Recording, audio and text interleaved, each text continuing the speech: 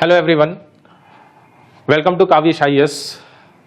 So, preliminary examinations and research 2025 and 2025 में हम preliminary based questions को डिस्कस करेंगे और इस प्रिलिमिनरी बेस्ड क्वेश्चंस में हम लोग देखेंगे कि जो एनालिटिकल क्वेश्चंस है, कंसेप्चुअल क्वेश्चंस है और एक थ्योरेटिकल बेस्ड क्वेश्चंस को हम लोग कैसे सॉल्व करते हैं और प्रिलिमिनरी एग्जामिनेशंस में ज्योग्राफी का क्या रोल है और ज्योग्राफी के क्वेश्चंस को कैसे हैंडल करते हैं, यूपीएससी इससे कितना डेप्थ में और कैसे ट्रिकी वर्ड्स को यूज करती है उसको हम लोग देखेंगे हम अपने क्वेश्चंस के माध्यम से, लेक्चर्स के माध्यम से।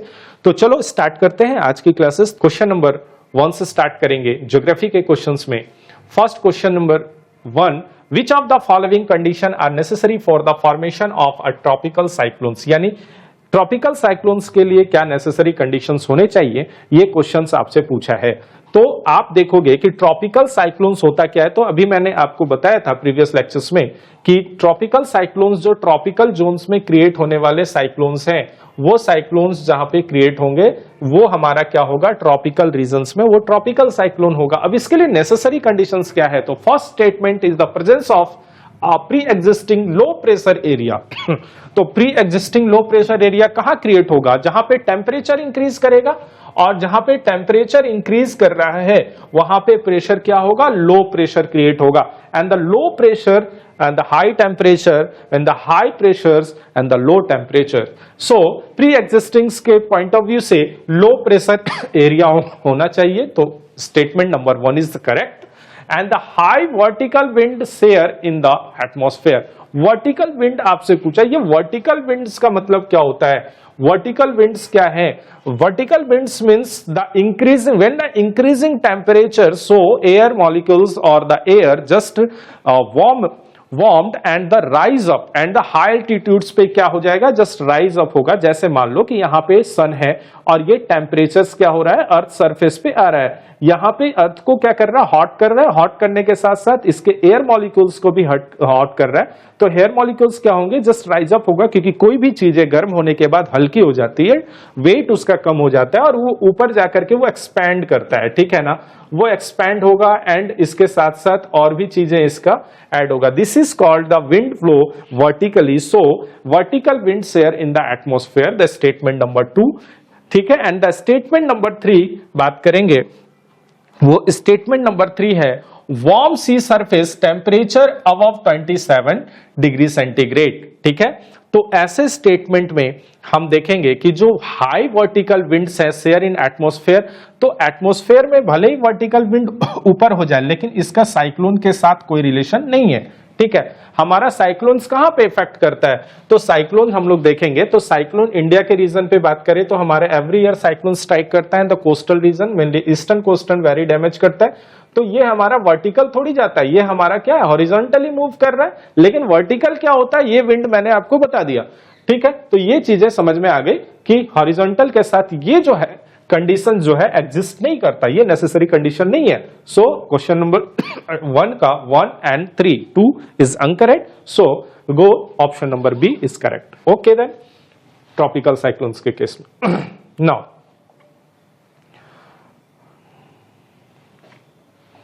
क्वेश्चन नंबर 2 पे आते हैं। अब देखो यहां पे एक्स्ट्रा ट्रॉपिकल्स के साथ क्वेश्चंस पूछे हैं।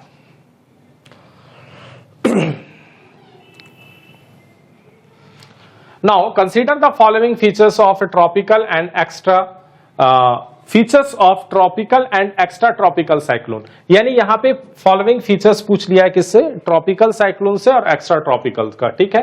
तो ट्रॉपिकल और एक्स्ट्रा ट्रॉपिकल में क्या है, कॉमन चीजें हमको देखनी है।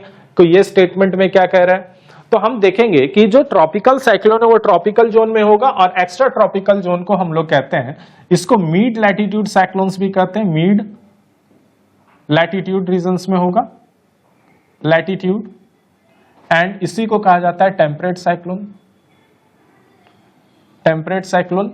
Okay, so temperate cyclone, mid latitude और एक्स्ट्रा ट्रॉपिकल साइक्लोन, ये सब सही है, सभी एक ही नाम के हैं, वो हम लोग जानते हैं। तो first statement is tropical cyclone drive energy from release of latent heat. तो लेटेंट हीट आपको पता है, लेटेंट हीट क्या होता है, तो लेटेंट हीट क्या होगा कि जो वेपोरेशंस होंगे, जो वेपर होंगे, उसके साथ साथ क्या होगा कि एक हीट जो है उसको क्या करेगी, हल्के होकर के एक इवोपरेट करेगा और वो ऊपर जाएगा, और वो जो इवेपोरेशंस वाले हीट है, this is called latent heat, while the extra tropical cyclone are driven by horizontal temperature gradients, horizontal temperature gradient. तो ये स्टेटमेंट जो है आपका बिल्कुल सही है, बिकॉज साइक्लोन्स जो है, ट्रॉपिकल साइक्लोन, वो क्या कर रहा है, energy from release of latent heat evaporate हो रहा है, और यहां से मान लो कि ये ओशियन है, यहां से इवोपरेट होकर के ये सब ऊपर उठेगा तो यहां क्लाउड फॉर्मेशन करेगा,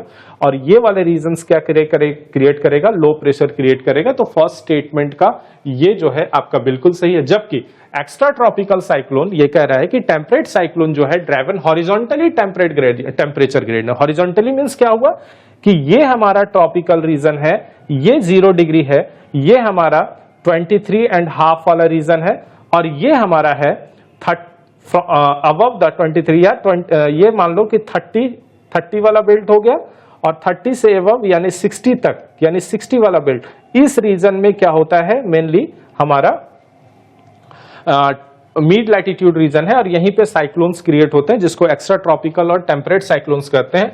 नियर मेडिटेरियन सी के पास विंटर सीजन में ये होता है, और जब हमारा नॉर्दर्न इंडिया में विंटर सीजन पड़ता है, नॉर्थ में विंटर पड़ता है, इंडिया में विंटर पड़ता है, तो यहाँ पे एक साइक्लोन्स क्रिएट होते हैं, और ये साइक्लोन्स जो है वो क्या होगा कि स्ट्राइक करेगा आपका मिड लैटिट्यूड रीजन्स में। अब इसमें कह रहा है कि ये टेम्परेचर ग्रेडियंट कैसे होगा, तो मैंने प्रेशर बेल्ट आपको पढ़ाया था।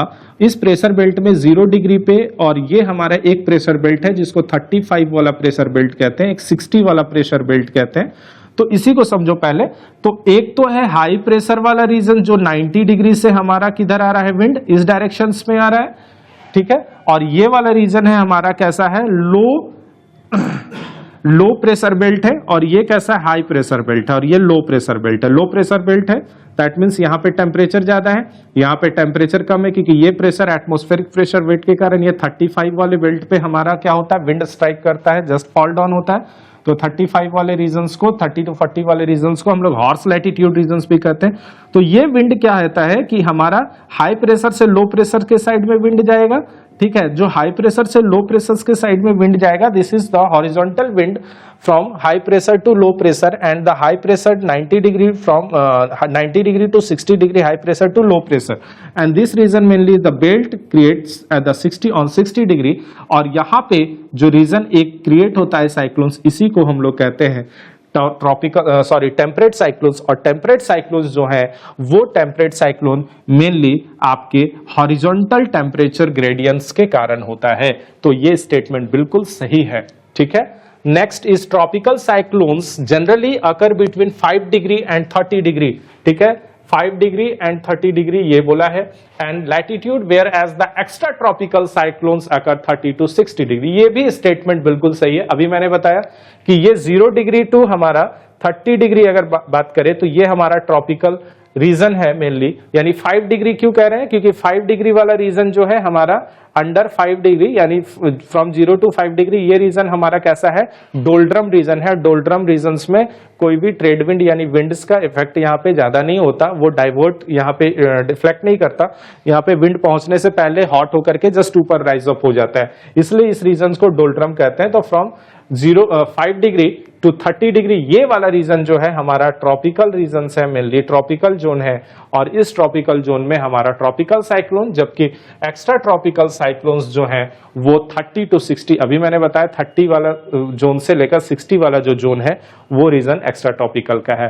And then statement number 3 is the tropical cyclone are associated with the frontal system while the extra tropical cyclone are not. बिल्कुल गलत है, फ्रंटल सिस्टम जो होगा वो एक्स्ट्रा ट्रॉपिकल के साथ होगा, बिकॉज यहां से जो आने वाले विंड है हाई प्रेशर विंड, और ये हाई प्रेशर वाले विंड जो है यहाँ पे एक स्ट्राइक करता है, एक फॉर्म्स करता है, जिसको हम लोग हॉट या वार्म कह सकते हैं, वार्म टेम्परेचर या एयर मास कहते हैं, हाँ एयर मास। और यहाँ पे हम लोग कहते हैं कोल्ड एयर मास, है ना। कोल्ड एयर मास जस्ट ऊपर से आता है, और नीचे से जो हमारा जाएगा एक लैटिट्यूडनल रेंज से फ्रॉम 30 to 60 साइड्स, वो हमारा होता है आपका फ्रंट। दोनों जब कोलाइड करते हैं ना, जहां पे टकराते हैं, this is called the frontal zone mainly, and fronts create होता है, और जो वहां से एक रेनफॉल होता है, प्रिसिपिटेशन होता है, this is called frontogenesis. And the extra tropical cyclone are not. ये बिल्कुल स्टेटमेंट गलत है। जब ये इसका जस्ट उल्टा होगा, अपोजिट होगा, तब ये स्टेटमेंट सही होगा, अदरवाइज ये स्टेटमेंट बिल्कुल गलत है। So statement number 1 and statement number 2 is correct. So question number 2 का ये बिल्कुल सही है। नेक्स्ट क्वेश्चन नंबर 3 पे आते हैं।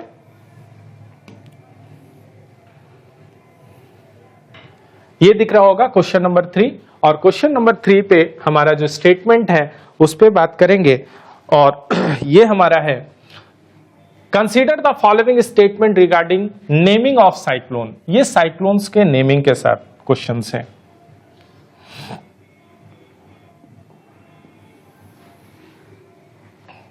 तो नेमिंग कैसे होता है साइक्लोन का, आपने नाम सुना होगा।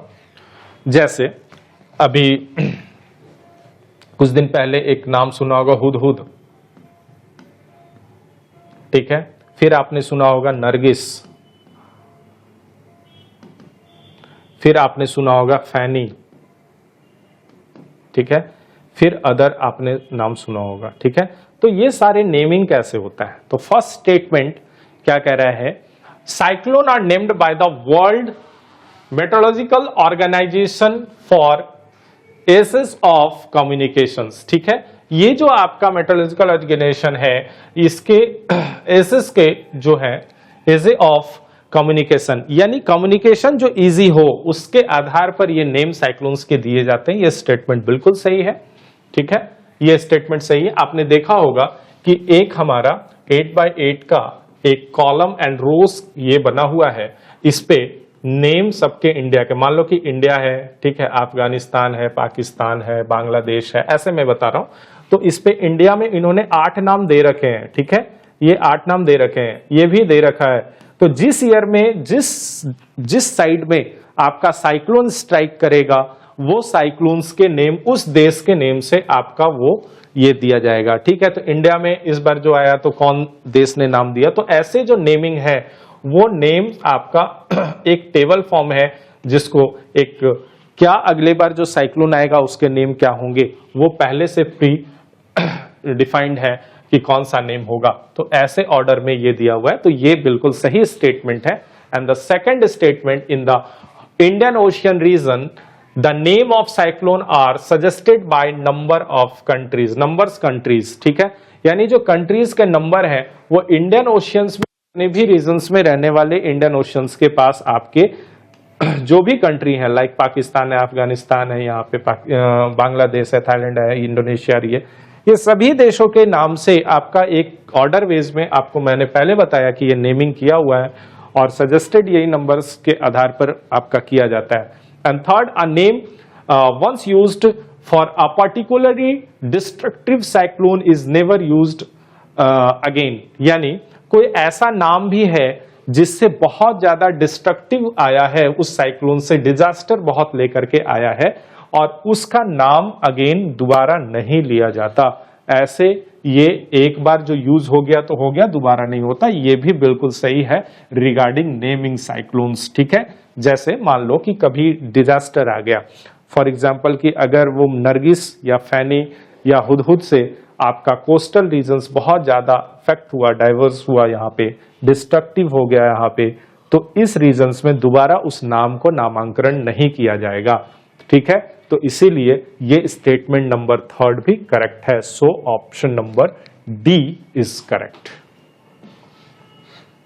नाउ क्वेश्चन नंबर 4 पे आते हैं, और क्वेश्चन नंबर 4 के आने से पहले हम लोग जानेंगे कि हमारा काविश आईएएस का सेंटर वीआईपी रोड में एक सेंटर है, 2 ब्रांचेस हैं आपके, एक हाजरा रोड सेंटर है, और इस कोचिंग सेंटर में आप लोगों के लिए बहुत good environment for UPSC aspirants and those peoples and those aspirants which come Kavish IAS and join Kavish IAS because the all facilities available here, and some faculty is good and very good environment, and facilities like test series and materials online, offline, and all classes available here. So please join us and join this centre, VIP road centre and the Hazra road centre, 2 branches हैं आपके कोलकाता में, आप इसको visit करें और आप classes join करें। Now question number 4 पे आते हैं। Which of the following are possible impact of cyclones on coastal region? Coastal regions पे एक possible impact क्या पड़ सकता है? ठीक है, ये आपका है क्वेश्चन।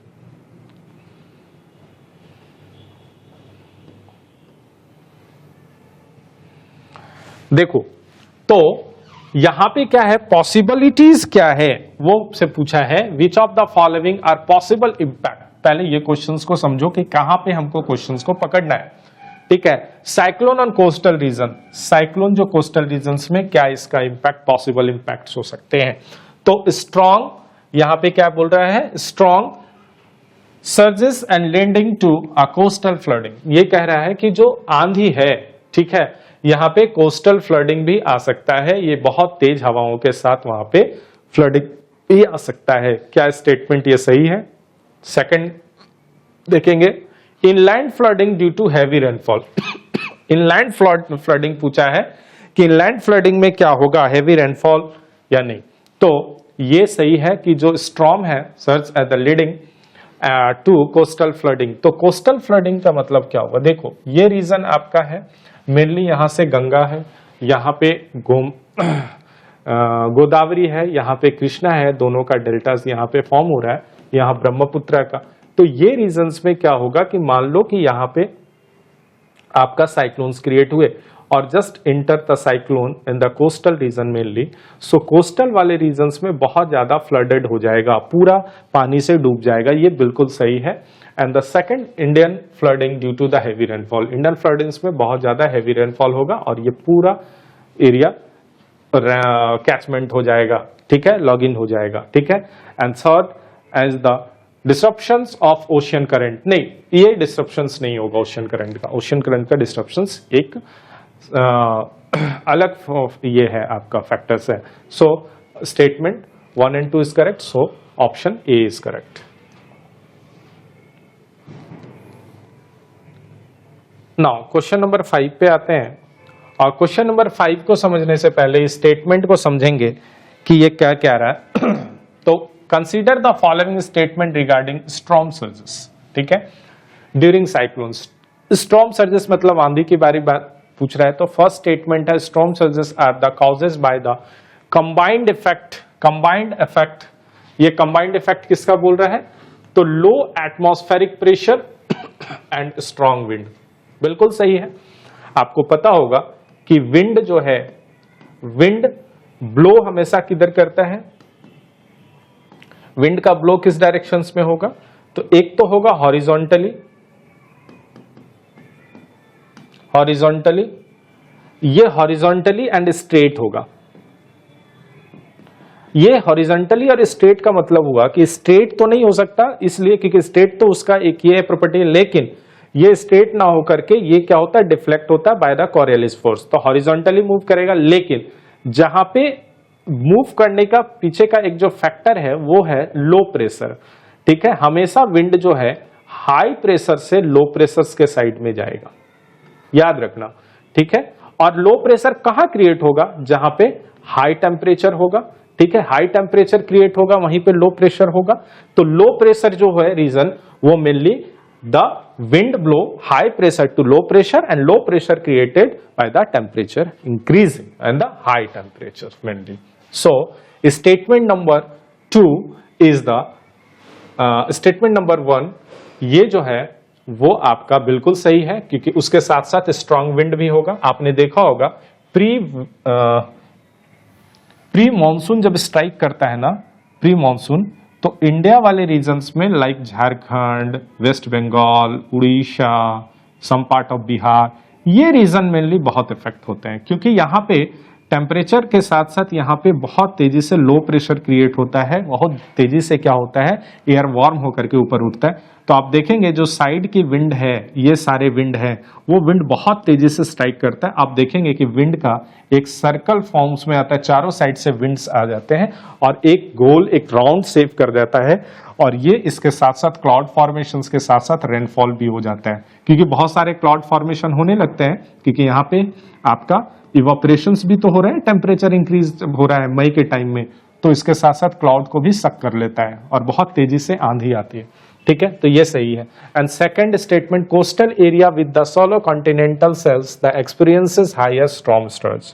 ठीक है, यानी ये सिंपल पूछा है कि जो कोस्टल एरिया है सैलो कॉन्टिनेंटल स्लिप्स है, ठीक है, सैलो है, and experiences high storm surges. High storm surges का मतलब हुआ कि हायर स्टॉर्म सर्जेस, कि यहां पर आंधी आने की संभावना जो होती है वो काफी बढ़ जाता है। क्यों? क्योंकि इस रीजन्स में बहुत तेजी से जो विंड है वो जस्ट इंटर करता है।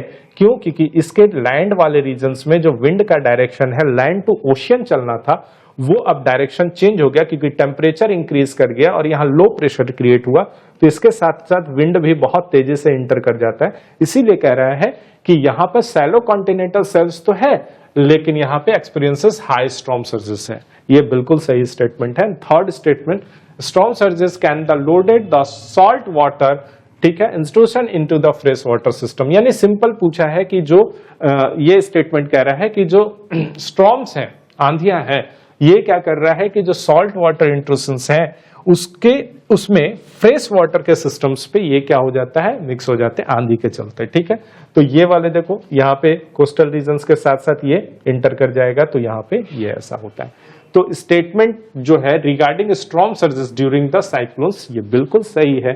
तीनों स्टेटमेंट बिल्कुल सही है। That means option number D will go, option number D. So here the number of 5 questions is completed and the lecture for completed. Now question number next पे आएंगे।